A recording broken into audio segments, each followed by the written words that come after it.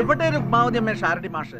1.5 മണിക്കൂറായല്ലോ ഞങ്ങൾ ഇവിടെ കാത്തു നിൽക്കാൻ തുടങ്ങിയിട്ട്. ഇതിപ്പോ നാട് വിട്ടുപോയ ഒരാൾ തിരിച്ചു വന്നതല്ലല്ലോ, മരിച്ച് മണ്ണടിഞ്ഞു പോയ ഒരാൾ മടങ്ങി വന്നതല്ലേ. ഈ ലോകത്തിൽ ഇന്ന് വരെ ഉണ്ടാവാത്തൊരു അത്ഭുതം. കിടക്കുക എന്റെ കുട്ടി, നല്ല ക്ഷീണം ഉണ്ടാവന്. രാവണിയാരും കൂട്ടരും ഇപ്പൊ പൊയ്ക്കോളൂ, പിന്നീട് സൗകര്യമായിട്ട് വന്ന് കാണാലോ. അതിപ്പോ അങ്ങനെ അങ്ങോട്ട് പോവാൻ പറ്റുമോ രുക്മാവതി അമ്മേ? നാട്ടുകാരെന്ന നിലയ്ക്ക് എന്താ ഉണ്ടായെന്ന് ഞങ്ങൾക്കൊന്നും അറിയണ്ടേ? ഇനിയിപ്പൊ എന്തറിയാനാ കുഞ്ഞീഷ്ണ, കഴിഞ്ഞതൊക്കെ കഴിഞ്ഞു അങ്ങട് വിചാരിക്കുക. എന്തായാലും തിരിച്ചു കിട്ടിയില്ലേ നമുക്കവനെ? ക്രിമിനൽ കുറ്റല്ലേ അയാൾ ചെയ്തത്? ആരോടും പറയാതെ നാട് വിട്ടുപോയി. മരിച്ചു എന്ന് തെറ്റിദ്ധരിപ്പിച്ച് ചിതാഭസ്മം കൊടുത്തയച്ചു. നമ്മളത് ഭാരതപ്പുഴയിൽ ഒഴുക്കി 7 ബലിയും അതെ. എന്നിട്ട് അവന്റെ 16 അടിയന്തരത്തിന് മൃഷ്ടാനം നാക്കി 4 ഏമ്പക്കവും ഇട്ടു. ജോത്സരെ, നിങ്ങൾ ഇങ്ങനെ ക്ഷോഭിച്ചിട്ടൊന്നും കാര്യമില്ല. നാട്ടിലൊരു കാര്യം നടന്ന അതിന്റെ വിത്തും പേരും ചോദിച്ചറിയാനുള്ള അവകാശം നാട്ടുകാർക്കുണ്ട്. നിങ്ങൾ ആരാരാവുന്നേരെ? ഇന്നാട്ടിലെ മൈസ്ട്രേറ്റോ അതോ തുക്കുടി സായുവോ? ഒരരജി പോയാ മതി ഞങ്ങളുടെന്ന്. പിന്നെ മൈസ്രേറ്റും തുക്കടി സായിപ്പും ഒക്കെ വന്നോളൂ ഇവിടെ. വരട്ടോ ഗോപാല, ആരാച്ചാ വരട്ടെ. എന്റെ മരുവന്റെ തല വെട്ടിക്കളയൊന്നുമില്ലല്ലോ അവര്. ഇനി വെട്ടുകാച്ചാ അങ്ങോട്ട് വെട്ടട്ടെ, ഞങ്ങളങ്ങ് സഹിച്ചോളാം അല്ലേ? ഗോവിന്ദ, ഒന്ന് നിർത്തുന്നുണ്ടോ എല്ലാരും? മതി ആ കുട്ടിയെ വിസ്തരിക്കണത്. ഇനി അവന്റെ പേരിൽ ആരും ഒരു പുകലും ഉണ്ടാക്കണ്ട. ഇഷ്ടമില്ല എനിക്കത്.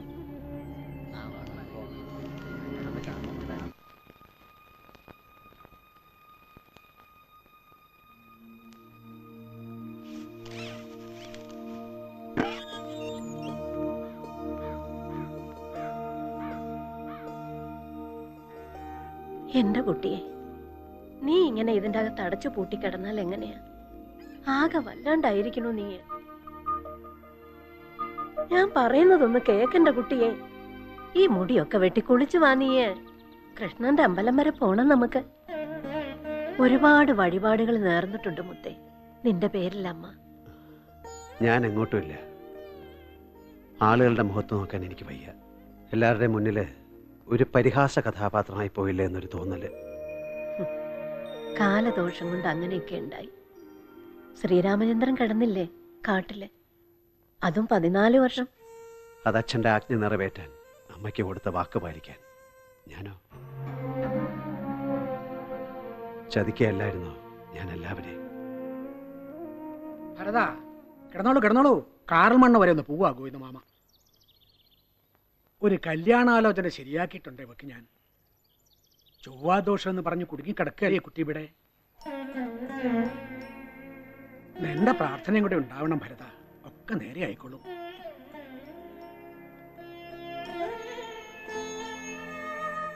നിനക്ക് ഇവളെ മനസ്സിലായിട്ടുണ്ടാവില്ല. പ്രഭാകരന്റെ ഭാര്യയാ.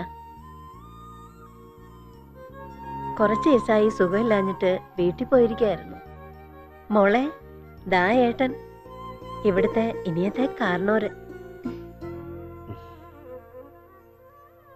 ചത്തുപോയ ഒരാളെ ജീവനോട് ആദ്യമായിട്ട് കാണുക ശാരസ്യാര് അല്ലേ? ശാരസ്യാരല്ലാട്ടോ, നല്ല അതല്ല നായരൂട്ടിയാ.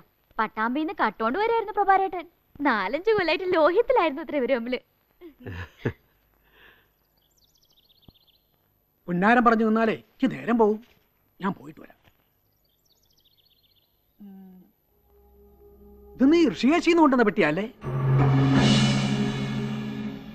നിറയെ പൊന്നും പെണ്ണും ആവൂതില്ലേ. ആവട്ടെ, പാമയുടെ കല്യാണം കേമായിട്ട് നടത്തണം നമുക്ക്.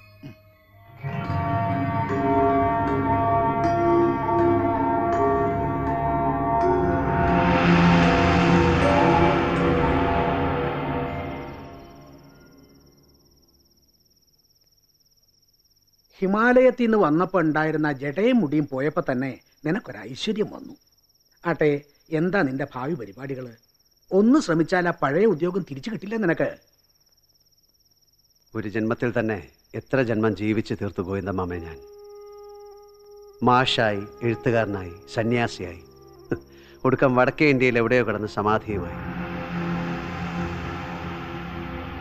ഇനി ഒന്നിനും വയ്യ. ശിഷ്ടകാലം നിങ്ങളുടെയൊക്കെ കാൽച്ചോട്ടിൽ നാരായണനാമവും ജപിച്ച് ഒരു ഉറുമ്പിനെ പോലെ അങ്ങോട്ട് കഴിയുക, അത്ര തന്നെ. അടുത്ത ആഴ്ച അവര് വരും ഭാമയെ കാണാൻ. കൂടെ നിനക്കും എവിടുന്നെങ്കിലും ഒരു ബന്ധം ആലോചിച്ചാലോ മോനെ? ഗോവിന്ദാമ അനുസരിച്ച് അത് നടക്കും. ഞാനെന്താ ജോത്സ്യരോ അതോ കല്യാണ ബ്രോക്കറോ? പട്ടാമ്പിയില് മണക്കുളങ്ങര ശാരത്തൊരു കുട്ടിയുണ്ട്. പഠിപ്പും വിവരവും കാണാൻ നല്ല ഭംഗിയുണ്ട്. നമുക്കൊന്ന് ആലോചിച്ചാലോ അമ്മേ? ഒന്ന് നിർത്തണുണ്ടോ ലക്ഷ്മി?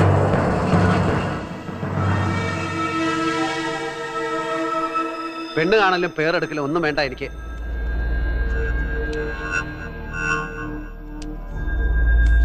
തൽക്കാലം ഭാമയുടെ കല്യാണം നടക്കട്ടെ, മറ്റൊക്കെ നമുക്ക് പിന്നീട് ആലോചിക്കാം. ഭരത, ഒടുക്കം നിനക്ക് വേണ്ട ഗതി വരും. പറഞ്ഞില്ലാന്ന് വേണ്ട. നാട്ടുകാരുടെ മുഴുവൻ ജാതകങ്ങൾ കൂട്ടിക്കെട്ടി അവസാനം എന്റെ ജാതകത്തോട് മറ്റൊന്ന് കൂട്ടിക്കെട്ടാൻ മറന്നു ഞാൻ. ഇപ്പൊ നോക്കുമ്പോ എന്റെ ജീവിതം പൂജ്യം, വട്ടപൂജ്യം. ആരുടെ ജീവിത ഗോവിന്ദമാമയെ ധന്യം. കേട്ടിട്ടില്ലേ പൂന്താനം പറഞ്ഞത്? 10 മാസം വയറ്റിൽ കഴിഞ്ഞു പോയി 10 പന്തിരാണ്ട് ഉണ്ണിയായിട്ടും പോയി എന്ന്. ആകപ്പാടെ നമുക്ക് ദൈവം കനിഞ്ഞനുഗ്രഹിച്ചിരുന്ന 10-60 വയസ്സിനിടയ്ക്ക് നമ്മളൊക്കെ 10 മാസം അമ്മയുടെ ഗർഭപാത്രത്തിലാ. പിറന്നു വീണാ പിന്നെ 10-12 വയസ്സ് വരെ ഒരു ഉണ്ണി മാങ്ങയുടെ പരുവത്തിലും. 13ാമത്തെ വയസ്സോട്ട് തുടങ്ങാനില്ലേ ഏഴര ശനി, കണ്ടകശനി, കേതുവിന്റെ അപകാരം, രാഹുർ ദശ എന്നൊക്കെ പറഞ്ഞ ഓരോ കാലദോഷങ്ങള്. 10-40 വയസ്സ് കഴിയും ആ കാലദോഷ കടലൊക്കെ ഒന്ന് നീന്തി കിട്ടാൻ. അപ്പോഴേക്കും തുടങ്ങായി ഷുഗർ, പ്രഷർ, പാൽപിറ്റേഷൻ, കൊളസ്ട്രോള്, ആമവാദം, സന്ധിവാദം എന്നൊക്കെ പറഞ്ഞ ഓരോ ദണ്ണങ്ങള്. ഒടുക്കം മയോകാർഡിയാക് ഇൻഫ്രാക്ഷൻ എന്ന ഓമന പേരിൽ ഒരു ഹാർട്ട് അറ്റാക്കും. ടീം ഒരു ബലൂൺ പൊട്ടിപ്പോണത് പോലെ പൊട്ടിത്തെറിച്ചു പോയില്ലേ? അതോടെ നമ്മുടെയൊക്കെ ജീവിതം. എന്താ പ്രഭാകര? എന്താ രുക്മാവതി അമ്മേ? എന്താ ഗോവിന്ദമാമേ? ആർക്കെങ്കിലും എന്തെങ്കിലും മറുത്ത് പറയാനുണ്ടോ?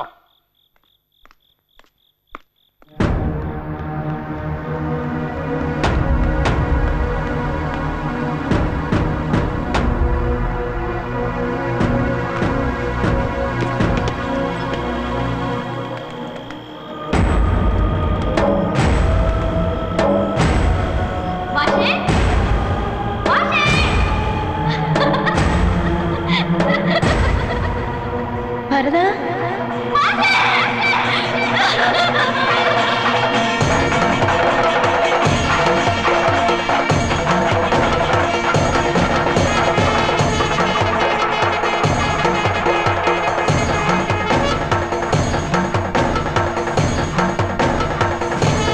സാർ, മന്ത്രി 3 മണിക്ക് എത്തുമെന്ന് വിളിച്ചു പറഞ്ഞിട്ടുണ്ട്. ഇപ്പൊ സമയം 2ആയി. നമ്മുടെ കഥാപുരുഷനെ കാണുന്നില്ലല്ലോ. വിരിച്ചെടുത്ത് കിടക്കുന്ന സ്വഭാവം പണ്ടേ ആൾക്കില്ലാന്ന് അറിയാലോ കൈമളെ. ഇന്നലെ കണ്ട് ഓർമ്മിപ്പിച്ചതാ.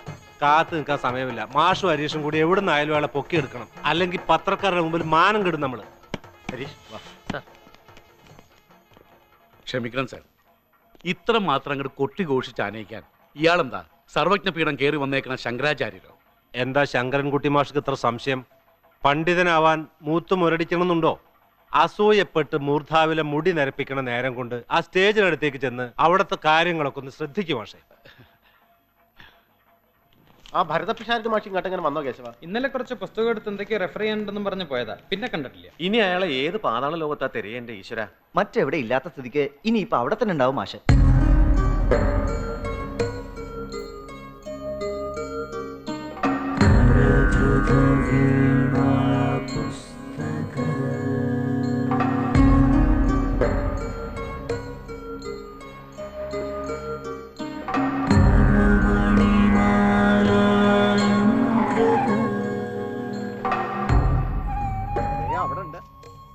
ആരാ എന്റെ ഈശ്വര ഈ വരണ? വരാ ഉള്ള സൗകര്യത്തിൽ അങ്ങോട്ട് ഇരിക്കുക. എന്നാ കുടിക്കാൻ ഇത്തിരി സംഭാരം തരാൻ പറയാ അകത്തുള്ള ആളോട്. എന്റെ മാഷേ, നിങ്ങൾ ഈ കാട്ടുപന്തേരി വന്നിട്ട് ഒറ്റയ്ക്ക് എന്തെടുക്കുക? ഇത്തിരി സ്വൈരായിട്ടിരുന്ന് എഴുതുകയും വായിക്കുകയൊക്കെ ചെയ്യാ. ഈ റിസർച്ച് ചെയ്യാന്നൊക്കെ പറയണത് AC മുറി തന്നെ വേണമെന്നില്ലല്ലോ മാധവനുണ്ണി മാഷേ. ഇവിടെ ആവുമ്പോ കിളികളുടെ പാട്ടുണ്ട്, കാറ്റിന്റെ നല്ല തലോടലുണ്ട്, ഇടയ്ക്കൊക്കെ ചില മൂർഖം പാമ്പ് എഴഞ്ഞു വന്നൊന്ന് വിരട്ടിന്ന് വരും. അതൊരു രസാ. ഇതപ്പൊ നന്നായേ. ക്യാമ്പസിൽ ഒരു ഫംഗ്ഷൻ നടക്കുമ്പോ അതിലെ ചീഫ് ഗസ്റ്റ് കാട്ടി വന്ന് തവരിക്കുക. ഏത് ഫംഗ്ഷനെ കുറിച്ചാണാവോ പറയണത്? പണ്ഡിത രാജപട്ടം കിട്ടിയതിന്റെ പേരിൽ യൂണിവേഴ്സിറ്റി മാഷെ സ്വീകരിക്കുകയല്ലേ? മറന്നോ മാഷെ? അയ്യേ, ഇങ്ങനെ ഒരു കെട്ടിക്കാഴ്ചയുടെ വല്ല കാര്യമുണ്ടോ മാധവനുണ്ണി മാഷേ? എന്താ ഇതിന്റെയൊക്കെ അർത്ഥം? അതൊന്നും ഷാരടി മാഷല്ല തീരുമാനിക്കേണ്ട, ഞങ്ങളാ. ഇങ്ങോട്ട് കേറുക മാഷ് കാറിലേക്ക്. കേറിയില്ല അച്ഛാ, ഞങ്ങള് മാഷെ പൊക്കിയെടുത്ത് വണ്ടിയിലിടും. ശങ്കര ദർശനത്തെക്കുറിച്ച് ഇത്രയും അവഗാഹമുള്ള മറ്റൊരാളെ ഇതുവരെ ഞാൻ പരിചയപ്പെട്ടിട്ടില്ല. ഇത്രയും ചെറുപ്രായത്തിൽ ആഴമേറിയ ഈ വിഷയത്തെക്കുറിച്ച് 5-6 പുസ്തകങ്ങൾ എഴുതുക, അവയിൽ മിക്കതും പുരസ്കാരത്തിന് അർഹമാവുക, സത്യം പറഞ്ഞാൽ ഈ സ്ഥാപനത്തിന്റെ മാത്രമല്ല നമ്മുടെ സംസ്കാരത്തിന്റെയും കൂടി അഭിമാനമാണ് പ്രൊഫസർ പിഷാരടി മാഷ്. ഭാരതീയ സംസ്കൃതിയുടെ ഭണ്ഡാകാരത്തിൽ നിന്നും കണ്ടെടുത്ത ഈ കോഹിന്നൂർ ഒന്ന് നിർത്ത. ക്ഷമിക്ക, ഒരു നിമിഷത്തേക്ക് ആ മൈക്കിങ് ഇട്ട് തരാം.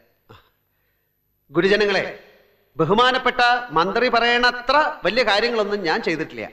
നിങ്ങളുടെയൊക്കെ അനുഗ്രഹാശിസുകളുടെ വെളിച്ചത്തിൽ അണ്ണാറക്കണ്ണനായ ഞാൻ തന്നാലാവുന്ന ചിലതൊക്കെ ചെയ്തു. നമ്മുടെ ശങ്കരൻകുട്ടി മാഷ് പറയണ പോലെ അതത്ര കൊട്ടിഘോഷിക്കാനുള്ള കാര്യമൊന്നുമല്ല. ഏതായാലും നിങ്ങളീ കാണിച്ച കാരുണ്യത്തിന്, സ്നേഹത്തിന് നന്ദി. ഞാൻ പോണു, എനിക്ക് ഇത്തിരി ജോലിയുണ്ട്.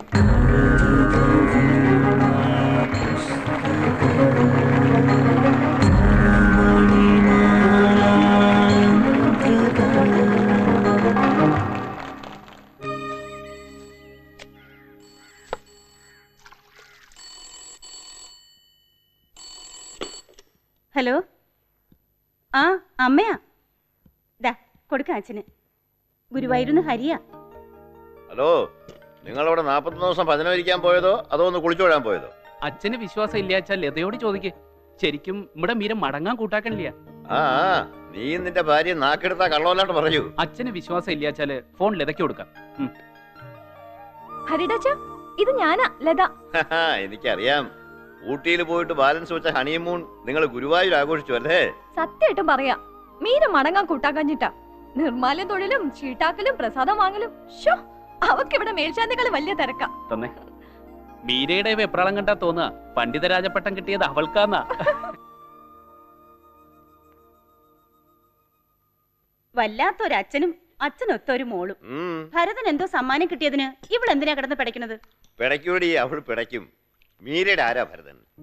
അച്ഛന്റെ മരുമകൻ, അതായത് റിട്ടയേർഡ് ഡെപ്യൂട്ടി തഹസീൽദാരായ ഈ തിരുശ്ശേരി ബാലരാമ പിഷാരടിയുടെ അന്തസ്സുള്ള ആഭിജാത്യമുള്ള മരുമകൻ. എന്നാ പിടിച്ചങ്ങട് കെട്ടിച്ചു കൊടുക്കരുതോ മരുമകൻ അവളെ? നിനക്കെന്താ അത്ര സംശയം? അവന്റെ വാക്ക് ചോദിക്കട്ടെ. ആനപ്പുറത്ത് എഴുന്നള്ളിച്ചു കൊണ്ടു കൊടുക്കില്ലേ ഞാൻ അവനെന്റെ മോളെ? അതുല്യമായ ഈ സംസാര വൃക്ഷത്തിന്റെ പേര് ഊർധ്വം എന്ന് മന്ത്രം പറയുന്നു. ഇതിന്റെ വേര്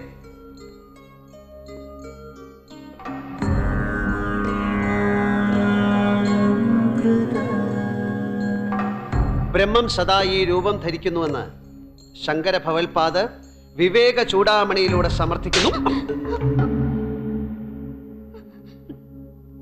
ഒരാൾ ഇവിടെ കിടന്ന് കണ്ടക്ഷോഭം നടത്തുന്നത് കേൾക്കാതെ ഇരുന്നുറങ്ങാതാൻ. കഥകളി ഉണ്ടായിരുന്നോ ഇന്നലെ വെളുക്കോളം വീട്ടിലെ? ഇറങ്ങിപ്പോവാ ക്ലാസ്സിൽ നിന്ന്. ഇനി സംസ്കൃതി പറയണോ?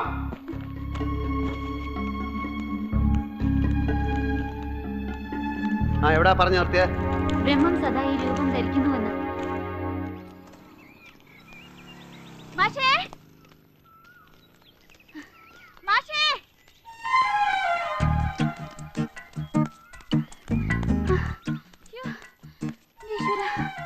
എന്തിനാ കുട്ടി ഇങ്ങനെ മരണപ്പാച്ചില് പറയണേ? രക്തസമ്മർദ്ദം കൂടി പൊട്ടിത്തെറിക്കല്ലേ നിന്റെ ഹാർട്ട്? ഇതിലും ഭേദാതാ. പോയില്ലേ ക്ലാസ്സിൽ വെച്ചെന്റെ മാനം? അതിനാ പറഞ്ഞതുണ്ടോ കുട്ടിക്ക് മാനം? എന്താ ചോദിച്ചത്? ഇന്നലെ വെളുക്കോളം കഥകളി ഉണ്ടായിരുന്ന വീട്ടിലെന്നോ? എന്നാ കേട്ടോളൂ, ഇന്നലെ വെളുക്കോളില്ലായിരുന്നു, എന്നാൽ ഇന്ന് വെളുക്കോളം ഉണ്ട് താനും. വധം, കീചക വധം. ഭ്രാന്തുണ്ടോ തനിക്ക്? തൽക്കാലം ഇല്ല, ഇനി എടുപ്പിക്കാണ്ടിരുന്ന മതി മാഷ്. എന്നെ കൊണ്ടൊന്നും പറയിപ്പിക്കണ്ട കേട്ടോ. വേദനിച്ച നിനക്ക്? ഇല്ല. ക്ലാസ്സിൽ വെച്ച് നീ എന്റെ മുറപ്പെണ്ണാണെന്നും മുയൽ കുഞ്ഞാണെന്നും ഒന്നും നോക്കില്ല ഞാൻ. അവിടെ ഞാൻ വേദാന്തം പഠിപ്പിക്കണ ഭരത പിഷാരടി മാഷ്. നീ എന്റെ സ്റ്റുഡന്റ് മീര ബാലരാമ പിഷാരടി. അതിൽ കവിഞ്ഞ ഒരു സ്വാതന്ത്ര്യവും ക്യാമ്പസിൽ വെച്ച് നീ എന്നോട് എടുക്കരുത്. എടുത്താലും അത് അനുവദിക്കില്ല ഞാൻ. ഈടേറ്റന്റെ മാഷിന് അഹങ്കാരം ഇത്തിരി കൂടുണ്ടെന്ന് ഞാനും കേട്ടു. ക്യാമ്പസിലെ സ്വീകരണത്തിൽ പങ്കെടുത്തില്ല എന്നും കാല് പിടിച്ച് കൂട്ടിക്കൊണ്ടു വന്നപ്പോ പുരസ്കാരങ്ങളൊന്നും സ്വീകരിക്കാതെ ഇറങ്ങിപ്പോയി എന്നും ഒക്കെ കേട്ടു. അതിലൊക്കെ എന്താ അർത്ഥമുള്ളത് മീര? ഉണ്ട്, അർത്ഥമുണ്ട്. മനസ്സ് നെരുപ്പോട് പോലെ നീറി പിടിപ്പിച്ച് വലതും കുത്തിക്കുറിച്ചതിന് ഈശ്വരൻ തരുന്ന പുണ്യം അതൊക്കെ. പുറങ്കാലെടുത്ത് തട്ടിക്കളയരുത് മാഷെ അതൊക്കെ. എന്തിനാ മീര നീ എന്നെ ഇങ്ങനെ സ്നേഹിക്കണത്? കണ്ടിട്ടുണ്ടോ മാഷെ തൃശ്ശൂർ പൂരം? തിടമ്പെടുത്ത് നെറ്റിപ്പട്ടം കെട്ടി പൂരപ്പറമ്പിലെ പഞ്ചാരി മേളം കേട്ട് ചെവിയാട്ടി നിക്കണ തൃപ്രയാർ കേശവനെ കണ്ടിട്ടുണ്ടോ? ആ ഒറ്റക്കൊമ്പനെ.